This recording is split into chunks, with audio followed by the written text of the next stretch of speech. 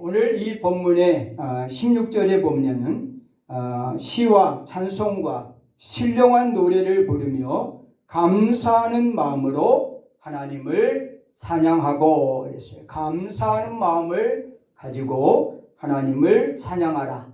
우리 아마 레위성가대가 또 우리 관현악단이 아마 그런 마음을 가지고 하나님을 찬양했을 줄 믿습니다. 할렐루야.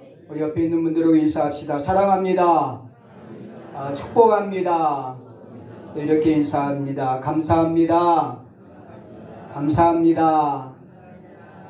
여러분, 미국 뉴욕에 가면은 뉴욕에 가장 상징적인 빌딩이 있어요.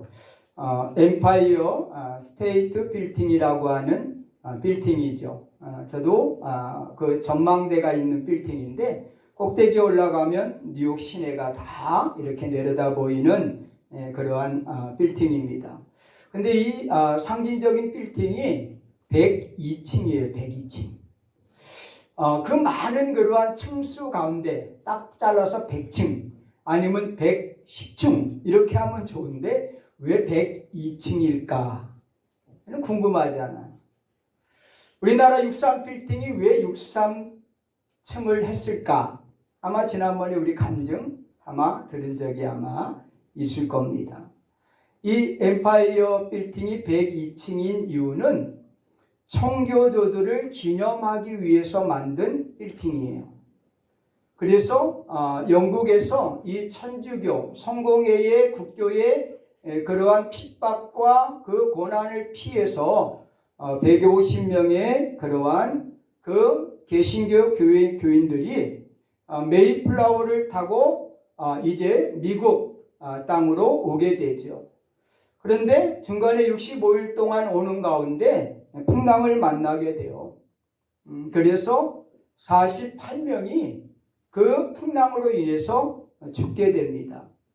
그리고 미국 땅을 밟은 사람은 102명이 미국 땅을 밟게 됩니다.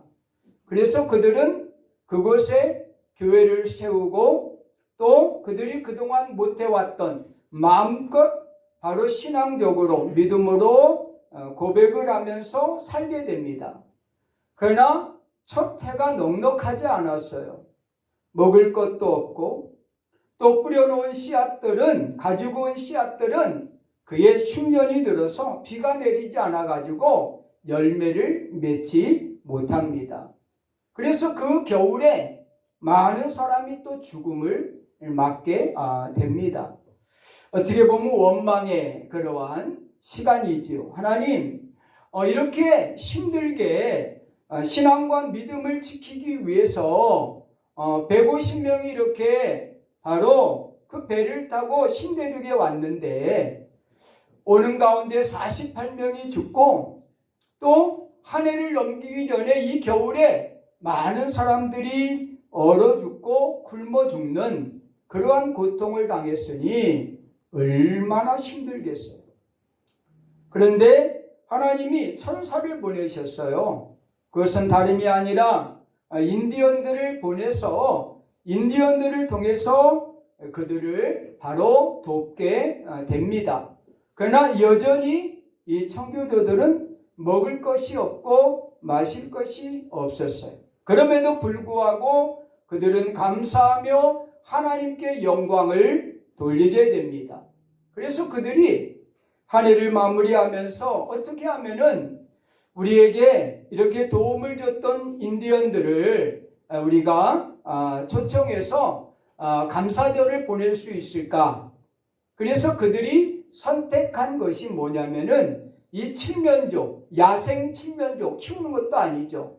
야생 칠면조를 잡아서 바로 그것을 요리를 하고 인디언들을 초대해서 바로 함께 추수감사절 예배를 함께 드리게 됩니다. 이것이 오늘날 우리 추수감사절의 전례가 되었고 유래가 되었다라고 하는 사실이에요. 그러니까 우리가 여기 화려하게 꾸며놓은 이 과일과 이 곡식을 보면은 추수감사절은 풍성한 그러한 절기다라고 생각할지 모르지만은 원래 청교도들의 추수감사절은 아무것도 없는 가운데 하나님 앞에 감사한 절기였어요. 그러니까 하박국서에 나오는 바로 가진 것이 없고 또 무화과나무 열매도 없고 또 포도나무에 열매도 없고 감람나무에 소출도 없고 우리의 양도 없고 외양간에 소도 없고 그러나 나는 여호와로 인하여 즐거워하며 나의 구원의 하나님으로 말미암아 기뻐하리로다라고 하는 이 하박국의 고백이 이 청교도들의 그러한 첫 추수감사 예배의 바로 고백이었어요. 아무것도 없어요. 열매도 없어요. 뿌려놓은 씨앗들 흉년으로 비가 내리지 않아서 추수하지 못했어요. 그러나 그들은 하나님께 감사하고 싶었어요. 바로 없는 것 가운데 감사하고 싶었어요. 그래서 야생 칠면조를 잡아서 요리를 하고 그 없는 가운데서 인디안들을 도움을 줬던 인디안들을 초대해서 함께 하나님께 영광을 돌렸던 절기가 이 추수감사주일이다라고 하는 사실이죠. 그러니까 우리가 생각하는 아주 풍성한 가운데 하나님의 은혜에 감사하는 그러한 절기가 아니라 아무것도 없는 가운데서 하나님으로 인하여 즐거워하며 기뻐하며 드리는 그러한 감사절이 바로 오늘 추수감사절의 유래라라고 하는 거예요. 제가 카톡에다가 이 사진을 찍어서 이렇게 올렸어요. 저는 몰랐어요. 그냥 카톡에다 올려놓았는데 목사님들이 계속 똑딱똑딱 보내는 거예요. 이렇게 풍성하게 꾸몄냐고. 과일도 좀 달라고. 막 올라왔길래 이게 뭐야? 그리고 나중에 보니까 뭐 카톡이 바뀌어가지고 이렇게 올리면 다 모든 사람이 다 볼 수 있다는 거예요. 너무 미안하더라고요. 너무 미안해요. 개척교회 어려운 교회 그 목사님들에게 너무나 미안했어요. 그래서 한 분에게 제가 쌀 하나를 제가 보내드릴게요 웃으면서 과일을 달라고 하는 분에게 제가 쌀을 하나 택배로 보내드리겠습니다 라고 이렇게 했어요. 참 너무나 부끄러운 그러한 시간이었어요. 추수감사절은 풍성한 은혜에 감사하는 그 절기가 아니에요. 비록 무화과나무 열매를 따지 못하고 포도나무 열매를 따지 못하고 감람나무 열매에 소출이 없고 양이 없고 소가 없다 할지라도 하나님으로 인하여 기뻐하고 즐거워하고 나를 구원해 주신 그 은혜에 감격하는 그러한 절기가 바로 추수감사절이다라고 하는 사실입니다. 할렐루야. 강남의 어느 교회 다니는 집사님이 늘 스트레스를 받고 있었대요. 이유는 친구 집 놀러 가면은 자기네보다 집이 큰 거예요. 그래서 늘 그 친구 집 놀러 갈 때마다 스트레스를 받았대요. 그리고 친구들 만나서 이야기를 들어보면 남편의 연봉이 엄청 높은데 우리 신랑 연봉은 너무나 적은 거예요. 늘 스트레스를 받았대요. 그러니까 상대적인 그러한 것을 보니까 이제 화가 나고 막 불평이 생기고 신앙생활 하면서도 원망이 되고 나는 왜 이렇게 좁은 집에 살까? 강남에 살면서 좁은 집에 살까? 직장을 다니는데 월급을 딱딱 받아오는데 연봉이 적다고 이렇게 불평하고 그랬대요. 어느 날 교회에서 산동네, 봉천동에 있는 산동네를 갔다가 바로 봉사활동을 나가게 되었대요. 이 집사님이 나가서 보니까 그 조그만 집에 할머니 할아버지가 그 산 꼭대기에서 내려오지도 못하고 수도도 안 들어와가지고 소방차가 물을 길어다가 아침에 주면은 그거 따다가 쌀 씻어서 밥해 먹고 씻고 이런 것을 봉사활동을 나가가지고 봉사를 한 거예요. 이 집사님이 거기서 깨달았어요. 내가 그동안 불평하고 불만했던 것들, 상대적으로 내가 스트레스를 받았던 것들, 나보다 더 이렇게 어려운 이웃들이 우리 주변에 얼마나 많이 있었는데 그 하나님이 주신 것에 대하여 감사하지 못하고 불평하며 살았던 자신의 인생을 돌아보게 되었대요. 그날 저녁에 남편이 퇴근을 하는데 문 앞에서 엎드려 절했답니다.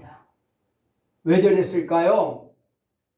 매달 월급을 받아오니 너무나 감사하다고 그 남편에게 절을 했대요.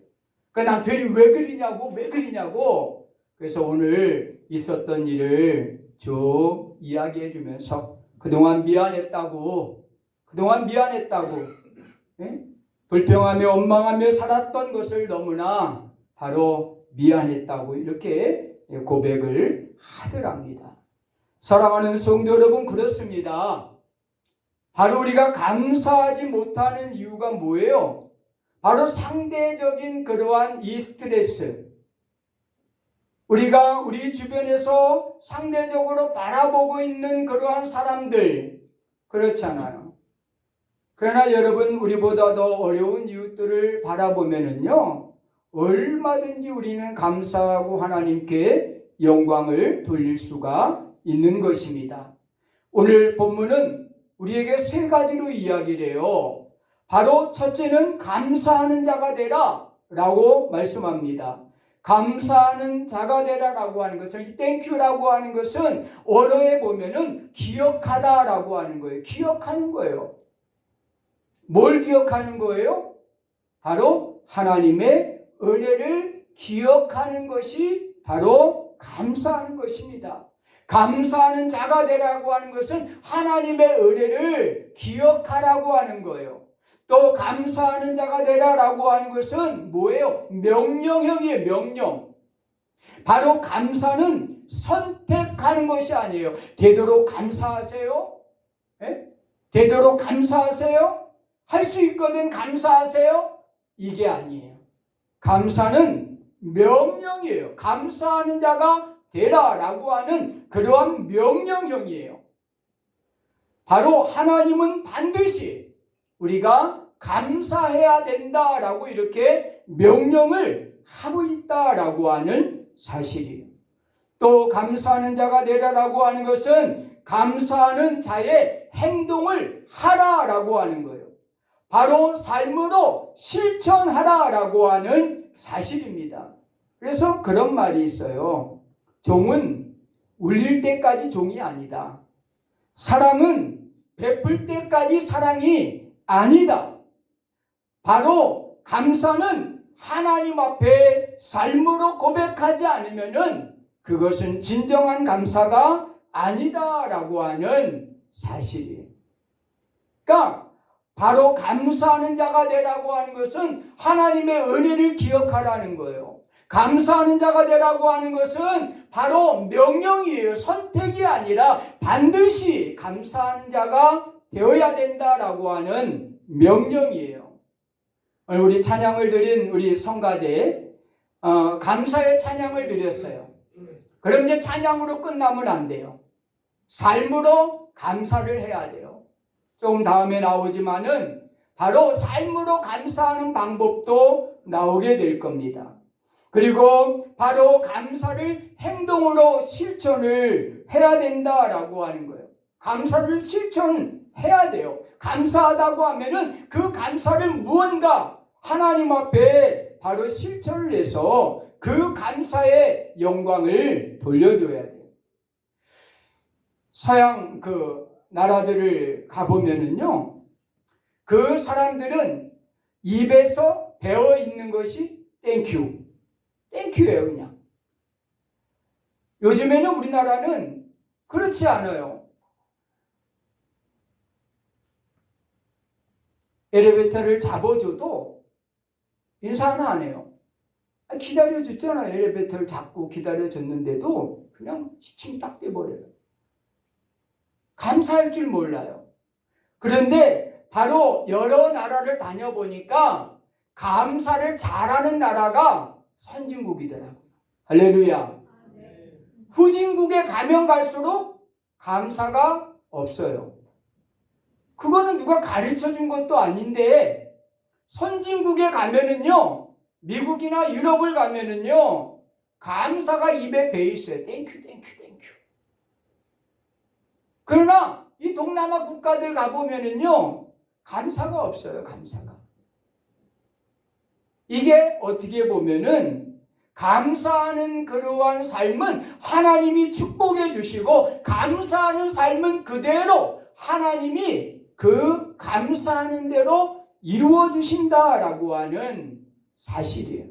그러므로 우리의 삶은 감사하는 삶이 될 때 하나님이 주시는 복을 누리게 될 것이다 라고 하는 거예요. 그래서 오늘 본문은 감사하는 자가 되라 그랬어요. 그리고 두 번째, 오늘 16절에 뭐라고 말씀하고 있어요? 그리스도의 말씀이 너희 속에 풍성히 거하며 모든 지혜와 피차 가르치는 권면하고 시와 찬송과 선량한 노래를 부르며 감사하는 마음으로 하나님을 찬양하고 그랬어요. 두 번째는 바로 감사의 고백은 무엇으로 나타나야 되느냐? 하나님을 찬양함으로 나타나야 된다라고 하는 거예요. 여러분, 삶 가운데 찬양해요? 찬양을 하지 않는 사람은요, 하나님께 감사하지 않는 사람이에요. 바로 우리의 삶 가운데 늘 하나님을 찬양하는 삶을 사는 사람들이 감사하는 사람이다라고 하는 거예요. 왜? 성경은 감사하는 마음으로 하나님을 찬양하라고 말씀하고 있어요. 감사의 원리, 찬양의 원리는요, 네 가지예요. 첫 번째 원리는 보편성의 원리가 있어요. 모든 일에 감사하고 모든 일에 찬양하는 거예요. 이 찬양과 감사의 바로 네 가지 원리 가운데 하나가 보편성의 원리, 모든 일에 감사하는 거예요. 좋은 일에만 감사하는 게 아니라 바로 나쁜 일에도 감사하고, 건강할 때만 감사하는 것이 아니라 병들었을 때에도 감사하고, 바로 이제 성공할 때만 감사하는 것이 아니라 실패할 때에도 감사할 줄 아는 것이 진정한 찬양과 감사다라고 하는 사실이에요. 여러분들은 이 보편성의 원리를 가지고 찬양해요? 그렇지 않잖아요. 기분 좋을 때만, 감정 좋을 때만, 환경이 좋을 때만, 여건이 좋을 때만 여러분들은 찬양하고 감사하잖아요. 기분 나쁘면은 교회도 안 오잖아요. 바로 찬양과 감사는 바로 보편성의 원리를 가지고 있는 거예요. 모든 일에 감사하는 거예요. 또 아울러서 찬양과 감사는 지속성의 원리를 가지고 있어요. 바로 변함없이 하는 거예요. 변함없이. 바로 아침에도 감사하고 저녁에도 감사하고 젊어서도 감사하고 나이 들어서도 감사하고 평범한 날에도 감사하고 특별한 날에도 감사하고 화난 날에도 감사하고, 그렇잖아요. 기분 좋은 날에도 감사하고.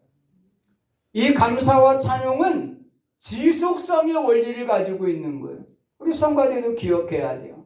교회 와서만 찬양하는 거 아니에요. 여러분, 감정 좋을 때만 찬양하는 거 아니에요. 찬양은 지속적으로 하는 거예요. 늘 하나님을 찬양하는 거예요. 어떠한 상황, 어떠한 환경 속에서도 하나님을 찬양하는 거예요. 그리고 세 번째 원리는, 찬양과 감사는 초월성의 원리를 가지고 있어요.